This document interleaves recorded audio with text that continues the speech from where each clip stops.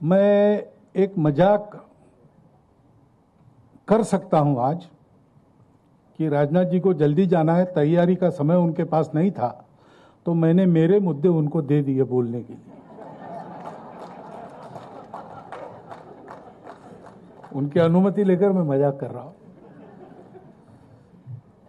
परंतु सावरकर जी के बारे में वास्तव में सही जानकारी का आज के भारत में अभाव ये एक समस्या है। जैसा मैंने कहा था माहौरकर जी को कि आपने धनंजय कीर जी की पुस्तक लिखी क्या, वो एक ऑथेंटिक किताब है, वेल रिसर्च किताब है। उस समय वो एक ही थी और आज दो हो गई है। विक्रम संपत जी ने 2 वॉल्यूम लिखे हैं, ये तीसरी है। तीनों का ढंग अलग अलग है। धनंजय कीर साहब की किताब ये चरित्र है, विक्रम संपत जी की किताब सावरकर जी के सभी बातों पर कमेंट्री है। लेकिन मैं दोनों लेखकों का अभिनंदन करना चाहूंगा कि आज के समय में सावरकर जी के जिन बातों की आवश्यकता सबसे अधिक अपने देश को है, उसको एक सारांश के रूप में, लेकिन with scholarly rigour and research, ऐसा इस पुस्तक में दिया गया है। तो ये तीनों पुस्तकें जिनको सावरकर जी का अध्ययन करना है, उनको एक कंपलसरी रीडिंग के नाते और देखना पड़ेगा इनको, क्योंकि जैसा बताया गया बार बार कि सावरकर जी को बदनाम करने की मुहिम चली और सावरकर जी सामने थे। हिंदुत्व का विचार आज बोलने वाले लोग, उस समय बोलने वाले लोग, वो सामने थे, संघ सामने था। इनके बदनामी की मुहिम चली है, स्वतंत्रता के बाद बहुत तेजी से चली है। लेकिन असली लक्ष्य क्या है? असली लक्ष्य इनके पीछे, यानी हमारे पी परमेश्वरन जी थे, उनका एक लेख आगे आज ही मैंने पढ़ा, हमारे प्रफुल्ल जी ने मुझे दिया, तो उन्होंने इसी विषय पर लिखा है कि आज संघ और सावरकर पर बड़ी टीका टिप्पणी हो रही, लेकिन असली लक्ष्य दूसरा है। इसके बाद होंगे, नंबर लगेगा स्वामी विवेकानंद, स्वामी दयानंद सरस्वती, योगी अरविंद, इनका लगेगा। क्योंकि जो भारत की वास्तविक राष्ट्रीयता है, उसका प्रथम उद्घोष इन तीनों ने किया है। और सावरकर जी को टीका का लक्ष्य बनाते समय ऐसा भी लिखा गया है कि सावरकर जी ऐसे क्यों बने, इन 3 लोगों के विचारों के कारण ऐसे बने। क्योंकि लक्ष्य व्यक्ति नहीं है, लक्ष्य है भारत की ये राष्ट्रीयता जो पूरे दुनिया को जोड़ने का एक मार्ग उजागर करती है। और लोग जुड़ जाए तो जिनके दुकान बंद होंगे, उनको लगता है कि ये नहीं होना चाहिए। और स्वाभाविक है, वो विचार मानवता का ही है। उस मानवता के विचार को ही अपनी भारतीय परंपरा की भाषा में धर्म कहा जाता है। अब धर्म यानी पूजा मानेंगे तो वो तो जोड़ता नहीं है, पूजा है, अलग अलग है, सबकी अलग अलग है, उससे विशिष्ट आइडेंटिटीज बनती है, उसकी मान्यता होनी ही चाहिए। लेकिन भारतीय भाषा के परंपरा के अर्थ में धर्म का शब्द वो नहीं है, जोड़ने वाला, ऊपर उठाने वाला, बिखरने न देने वाला, इहलोक और परलोक दोनों में सुख दे सकने वाला, प्रथम मध्य और अंत तीनों जगह आनंदमय और प्रत्येक के स्वभाव का ध्यान रखते हुए उसके कर्तव्य का निर्धारण कर देने वाला शाश्वत तत्व धर्म है, सर्वदूर चलता है। अब ये विद्वानों की बात हो गई। अगर आज की भाषा में समझाना है तो हमको यही कहना पड़ेगा कि मानवता या संपूर्ण विश्व की एकता। सावरकर जी ने उसका ही प्रतिपादन किया। उसको एक अलग शब्द हिंदुत्व दे के प्रतिपादित क्यों किया गया? उसके पहले नहीं हुआ था। या हिंदुत्व शब्द का उपयोग करते तो भी किसी को ऐसा नहीं लगता था कि कोई अलग बात हो गई। सर सैयद अहमद खां के बारे में कहा गया कि बात तो ठीक ही है, पाकिस्तान की कल्पना का मुस्लिम असंतोष के जनक उनको कहा जाता है। लेकिन उसके पहले की बात है, जब वो बैरिस्टर बने, लाहौर में आर्य सभा के द्वारा उनका अभिनंदन हुआ। भाषण उपलब्ध है, वहां वक्ता ने परिचय दिया, उनका परिचयकर्ता ने, और उन्होंने कहा कि ये हिंदुओं में बहुत बैरिस्टर हो गए हैं, मुसलमानों में ये पहले है, इसलिए इनका अभिनंदन किया जा रहा है। तो उस पर उन्होंने जो भाषण किया, उन्होंने कहा कि मुझे बड़ा दुख हुआ कि हमारे लिए एक अलग शब्द का प्रयोग किया गया। वो हमारी पूजा का निर्देश करने वाला शब्द है, लेकिन इस्लाम से हमने पूजा ली तो क्या हुआ? हम भारत माता के पुत्र नहीं है क्या? हमको आप हिंदू नहीं मानते हैं क्या? भारतीय जनमानस की ये स्थिति थी, लेकिन कट्टरपन की हवाएं चली, और इतिहास में ये पहली बार नहीं हुआ है। इतिहास में जब दारा शिकोह हुए, अकबर हुए, तो उसके बाद औरंगजेब भी हुआ, जिसने चक्का उल्टा घुमाया। इसलिए जब मावरकर जी कहते हैं कि उनका नाम नहीं होना चाहिए, दारा शिकोह का होना चाहिए, तो मैं उनका 100% समर्थन करता हूं। हमारे यहां हाकिम खान सूरी भी हो गए, इब्राहिम खान गारदी भी हो गए, हसन खान मेवाती भी हो गए। सेना के वीरों में सबके नाम है। अशफाकुल्लाह खान जैसे क्रांतिकारी हो गए। सुनता हूं कि जब उनको पूछा गया एक बार कि आपकी इच्छा क्या होगी मरते समय, तो उन्होंने कहा कि मैं मुसलमान हूं, इसलिए पुनर्जन्म में विश्वास नहीं करता हूं, लेकिन मेरे परम मित्र राम बिस्मिल है, वो विश्वास करते हैं।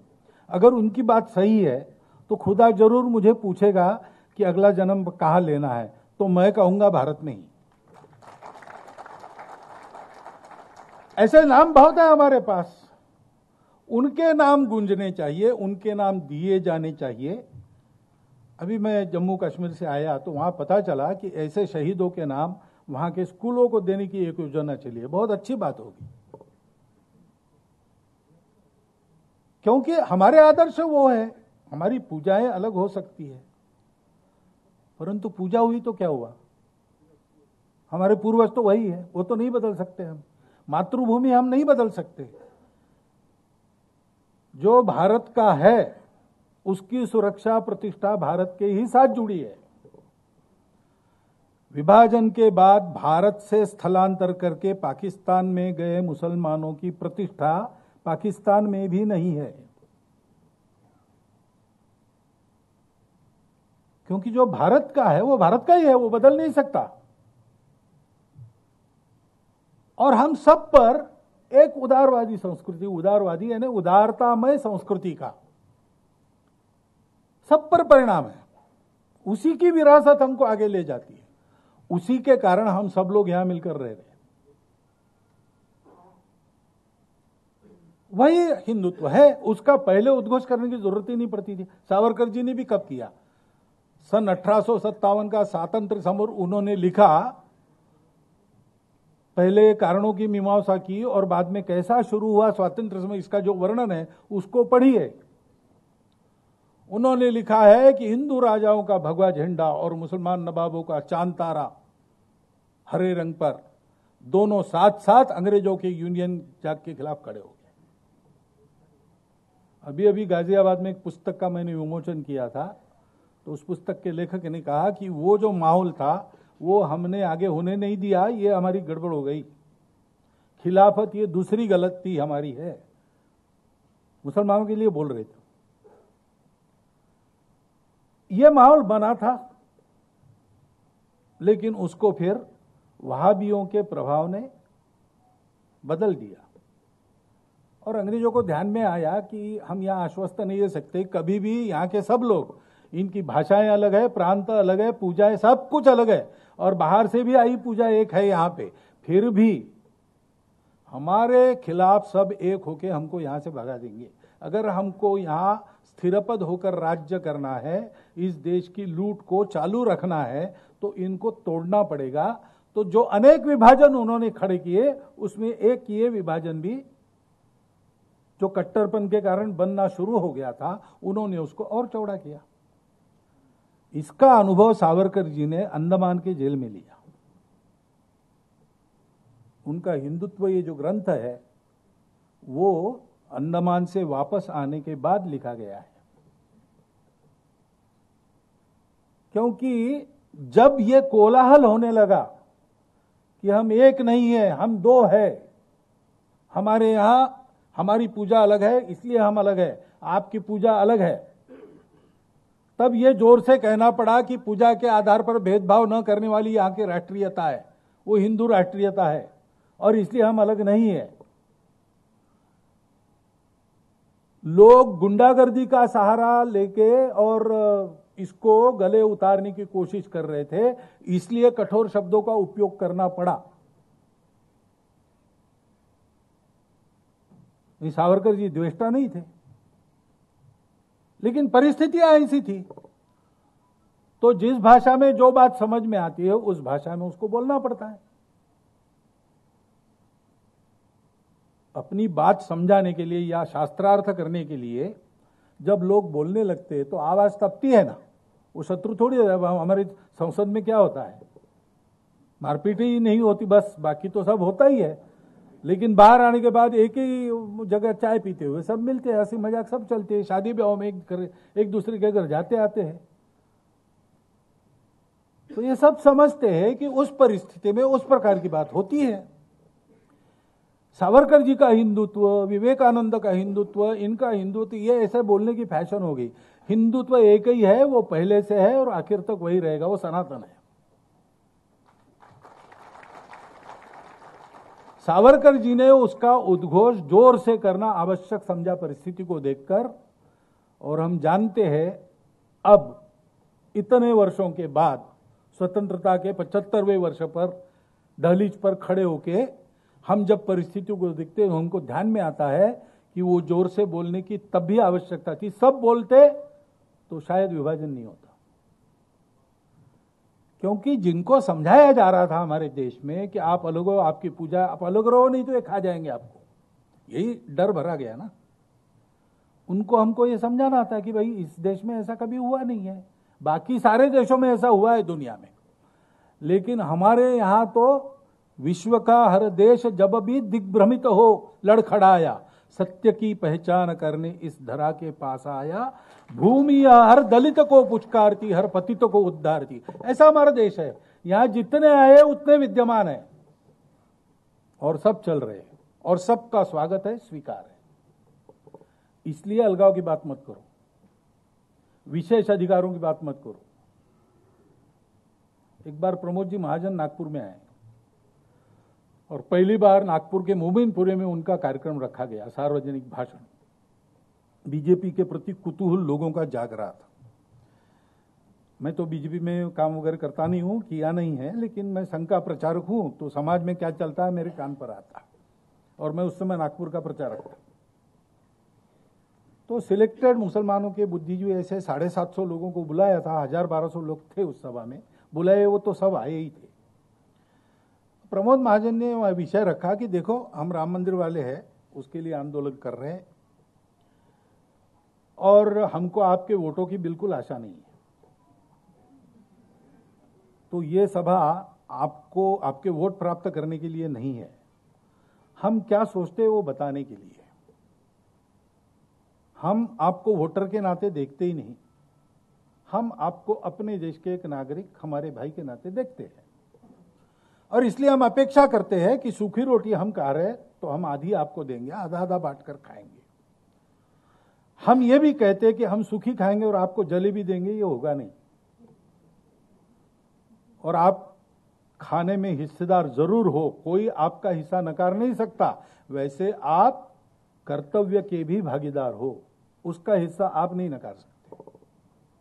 इसको आपको मानना है तो मानो, बाकी लोग आपको वोटर खुशामद करके पीठ में छुरा भूखने वाले लोग हैं। हमारी भाषा सरल है, हम क्या करने वाले बता रहे थे, अपीजमेंट ऑफ नन, ये हमारा नारा है। well-being of all, appeasement of none. Savarkar ji ने यही कहा था। स्वतंत्रता की उनकी जो कल्पना थी उसमें जैसे जो जो उत्तम उदात्त उन्नत महन मधुर वह सब स्वतंत्रता भगवती तेरे साथ इस भूमि पर आएगा, ये उनकी आशा थी। और तंत्र के बारे में उन्होंने बहुत गहन विचार करके बातें कही थी। एक के बाद एक उनकी भविष्यवाणी सत्य होती हुई हमने अनुभव की है। स्वतंत्र भारत हुआ तब उन्होंने कहा कि युवाओं का मिलिटराइजेशन होना चाहिए, क्योंकि हमको लड़ना पड़ेगा। एक तो देश खंडित हुआ है, शांति के लिए देश के विभाजन को हमने मान्यता दी, लेकिन ये सदा की झंझट मोल ली हमने। अब हमको शांति नसीब नहीं होगी, इसलिए तैयार रहना पड़ेगा। उस समय भारत के शायद संरक्षण विभाग में विचार ये चला था कि अब तो सेना की कुछ आवश्यकता नहीं, तो क्यों न कुछ फैक्ट्रीज लगाई जाए जिसको सेना चलाए। और 62 में दिखा दिया सेना की कितनी आवश्यकता है। तब से बातें बदली, लेकिन अभी अभी तक यही चल रहा था कि सुरक्षा नीति चलेगी परराष्ट्र नीति के पीछे पीछे।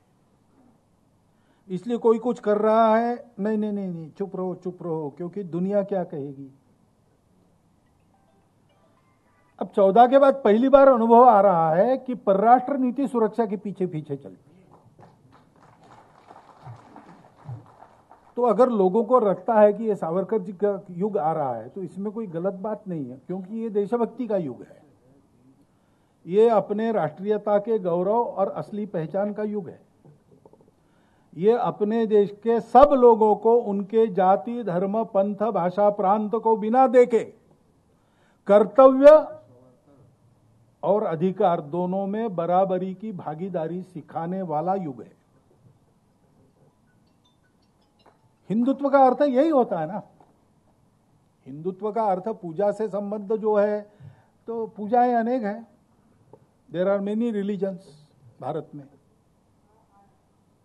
और वो अपना अपना है।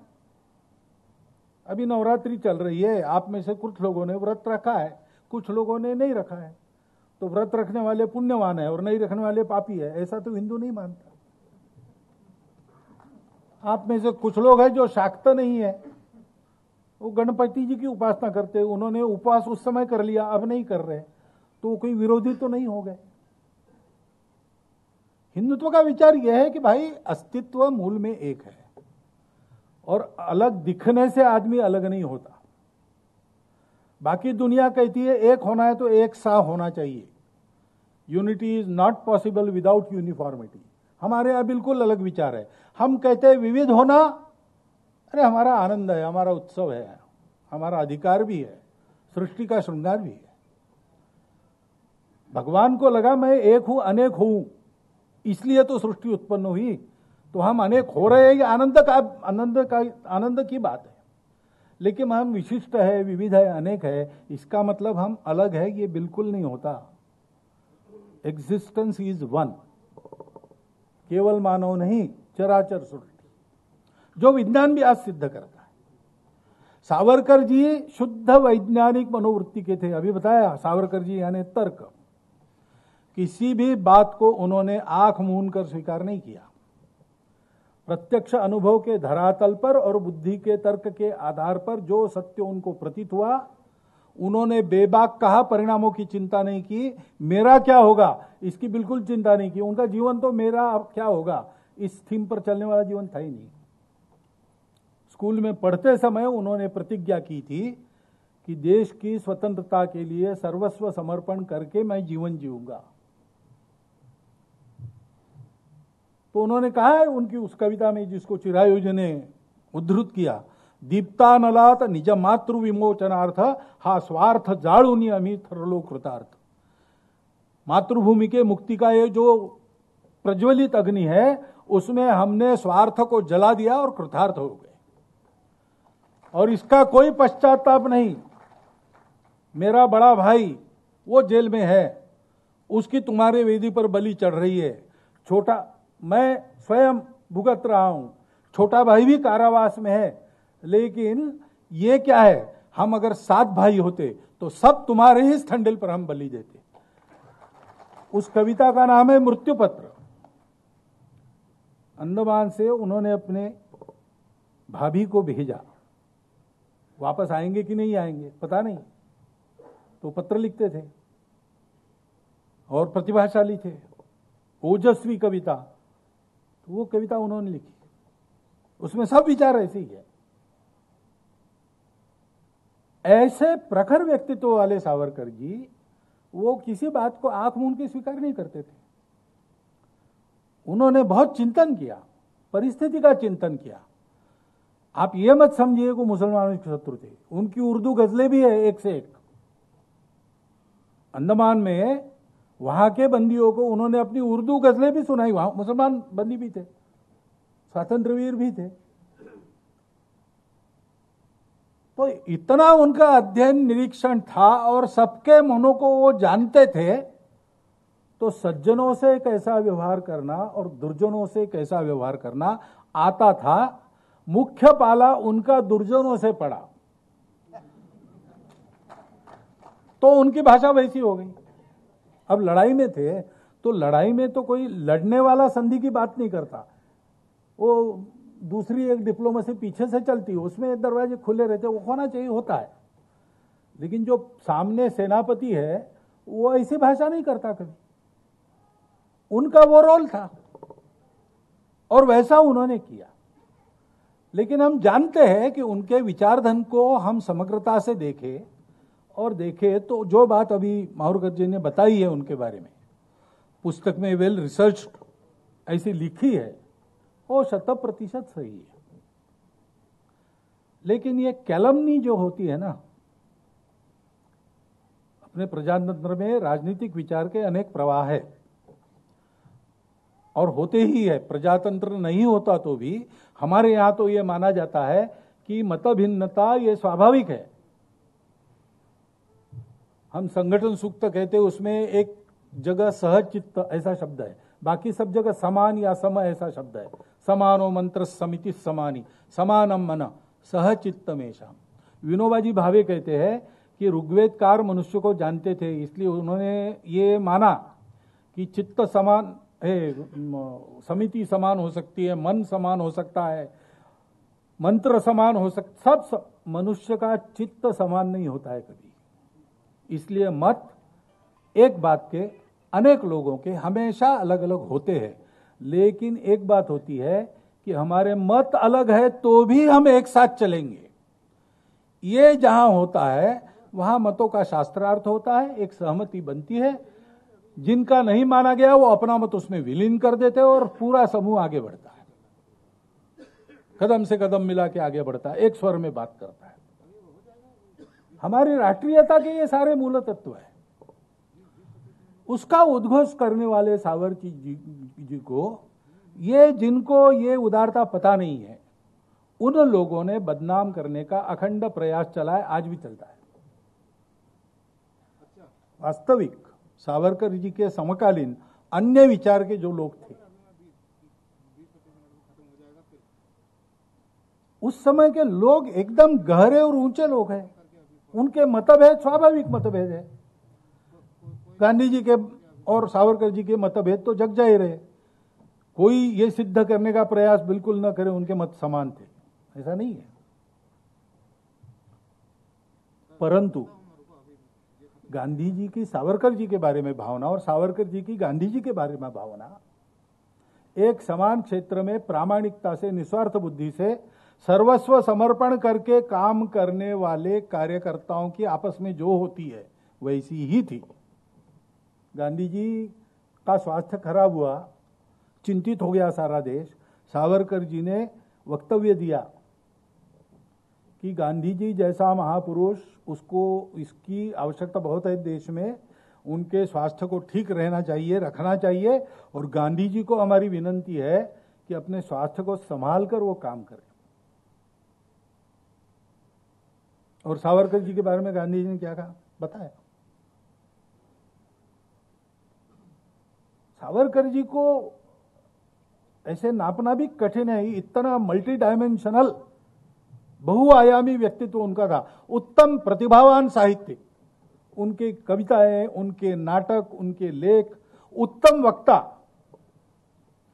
किसी भी विषय का मर्म जानकर उसके बारे में मत व्यक्त करने वाले मर्मज्ञ, समाज की एकता के अत्यंत पुरस्कर्ता और समाज की रूढ़ी कुरीतियों के समूल उच्चाटन, अंधविश्वासों के समूल उच्चाटन के प्रखर पुरस्कर्ता। रत्नागिरी में उन्होंने सामाजिक समरसता के लिए जो काम किया, डॉक्टर अंबेडकर उनको अप्रिशिएट करते थे। उस समय जो तथाकथित उच्च जातियों के प्रमुख थे, यानी धुरीण थे और सक्रिय थे समाज में, डॉक्टर अंबेडकर साहब ने सबसे अच्छा मत सावरकर जी के बारे में व्यक्त किया है। उनके संबंध भी थे। ऐसे व्यक्तित्व को, यानी क्षुद्र दृष्टि रही, क्षुद्र बुद्धि रही तो क्या कहना, वो तो किसी को भी नीचे उतारने में। कवि ने पूछा, भाई लक्ष्मी जी कमल में निवास करती है और शंकर जी तो वह बर्फ में जाके बैठ गए कैलाश पर, और ये तो सागर में छुप गए विष्णु जी, ये क्या बात है, क्या हुआ? तो बड़ा कोई व्यक्ति होता तो कोई कल्पना सजाता, लेकिन एक क्षुद्र व्यक्ति मिला उसको, उसने कहा खटमल हुए होंगे घर में। अब आदमी की बुद्धि ही छोटी है तो क्या करेगा? ऐसा लोगों ने सावरकर जी के बारे में और कई प्रकार की निंदाएं प्रचारित की। वो तो यानी मुझे तो दखल पात्र भी लगती नहीं। मैं गुस्सा तो आपके जितना ही आता है मुझे, लेकिन मैं चिंतित नहीं होता। सावरकर जी के व्यक्तित्व के प्रकाश को ढकने के लिए वो अत्यंत ही तुच्छ है। वो सारा निंदा का तमस विदीर्ण करके सावरकर जी के विचारों का प्रकाश हम तक तो पहुंच ही रहा है। आज 75 वर्ष हमने सब प्रकार के अनुभव लिए, उसके बाद आज लगता है लोगों को कि बात तो सही है। ये अगर उस समय लगती, उस समय फिर हिंदू समाज कहता कि भाई आप लोग क्यों अलग, आप हमारे हो, आप हमारे भाई हो, कर्तव्य में आपका भी हिस्सा है और जो मिलेगा उसमें भी आपका हिस्सा है, बराबरी से चलो, you are not a minority. अभी हमारे उन्होंने फारूक खान साहब ने उन्होंने कह दिया कि माइनॉरिटी मेजॉरिटी डिवीजन की आवश्यकता नहीं। संविधान सभा के समय भी कुछ मुसलमान सदस्यों ने यह मत व्यक्त किया था। ये भेद हम क्यों करते भाई? हम एक देश के जाए, एक देश के उपजे, हम परस्पर भाई है। पूजा अलग होना हमारे देश की परंपरा है, भाषाएं अलग होना हमारे देश की परंपरा है। ये सारी बातें अलग होने के बाद भी हम एक देश के लिए लड़ते रहे। रावण का खतरा राम के राज्य पर नहीं था, बीच में बहुत बड़ा दंडकारण्य था, लेकिन अयोध्या का राजकुमार चलकर दक्षिण में करके रावण का विध्वंस करके क्यों आया? क्योंकि इस देश की भूमि, इस देश की संस्कृति, इस देश का जन, इसकी सुरक्षा उसका काम था। क्यों चाणक्य वहां से तक्षशिला से वापस आकर चंद्रगुप्त को ले गया, उसको खड़ा करके, और उसने यवन के आक्रमणों का प्रतिकार करवाया मगध के साम्राज्य से? ये उद्योग करने की आवश्यकता क्या थी? क्योंकि सारा देश एक है भाई। शिवाजी महाराज ने औरंगजेब को पत्र लिखा, काशी का मंदिर टूटा तब, कि हिंदू मुसलमान दोनों को भगवान ने उत्पन्न किया है, इसलिए प्रत्येक राजा का कर्तव्य है दोनों को समान आंख से देखकर उनके साथ व्यवहार करे। तुम अत्याचार कर रहे हो, सावधान, तुम अगर ऐसे ही चलते रहोगे तो मेरी तलवार लेकर मुझे उत्तर में आना पड़ेगा। क्यों? शिवाजी महाराज का राज्य आज के महाराष्ट्र के 2-3 जिलों तक ही सीमित था। काशी की चिंता क्यों की? क्योंकि सारा देश एक है, अनेक भाषा है, अनेक पंथ है, सब कुछ है, लेकिन हम सब लोग एक भारत माता के सपूत है, एक संस्कृति के विरासतदार है, जो सारे विश्व को साथ में चलना सिखाती है। उसकी आज दुनिया को आवश्यकता है, दुनिया को उसको देने का काम भारत को करना है। वो करने के लिए भारत समर्थ हो, इसको समझने वाला हिंदू समाज सशक्त हो, क्योंकि सत्य के पीछे शक्ति नहीं है तो दुनिया उसको नहीं मानती, और शक्ति के पीछे शील नहीं है तो वो उन्मत्त होती है। इन बातों को जानने वाले सावरकर जी ने ये बताया है, वो जो आखिरी पैराग्राफ पढ़ के बताया कि ऐसा समर्थ संगठित बल संपन्न हिंदू गीता के अलावा दूसरी बात नहीं कहेगा, वो वसुधैव कुटुंबकम की ही बात करेगा, क्योंकि हमारा यही पसाया दान है हमको पूर्वजों से मिला हुआ, उसी को हमको समय समय पर देना पड़ता है। उसके लिए इस देश में जो प्रत्येक है उसका दायित्व है, समान दायित्व वाले हम लोग हैं।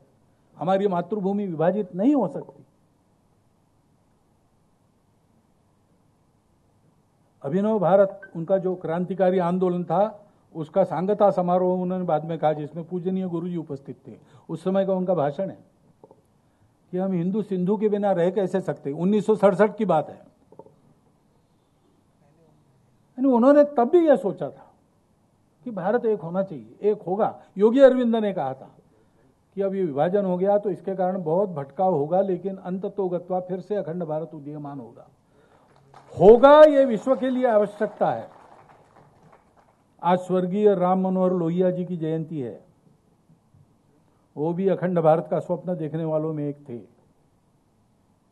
आज हम सावरकर जी को स्मरण करें, उनके असली रूप में, रंग में उनको देखें।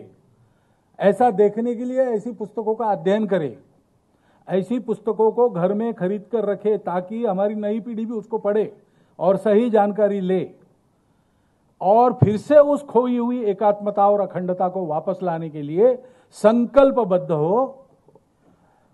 बड़ा साफ साफ प्रकाशक महोदय ने कहा कि हमारे आने से बिखराव बढ़ता है, इसलिए उन्होंने हमको बुलाया है।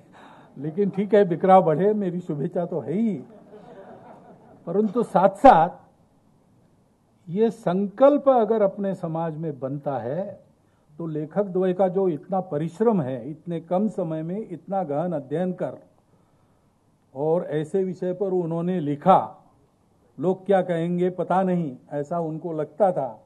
और प्रकाशक महोदय ने, आजकल हो रहा है ऐसे पुस्तकों का प्रकाशन भी, तो उन्होंने भी इसको प्रकाशित करने का साहस किया।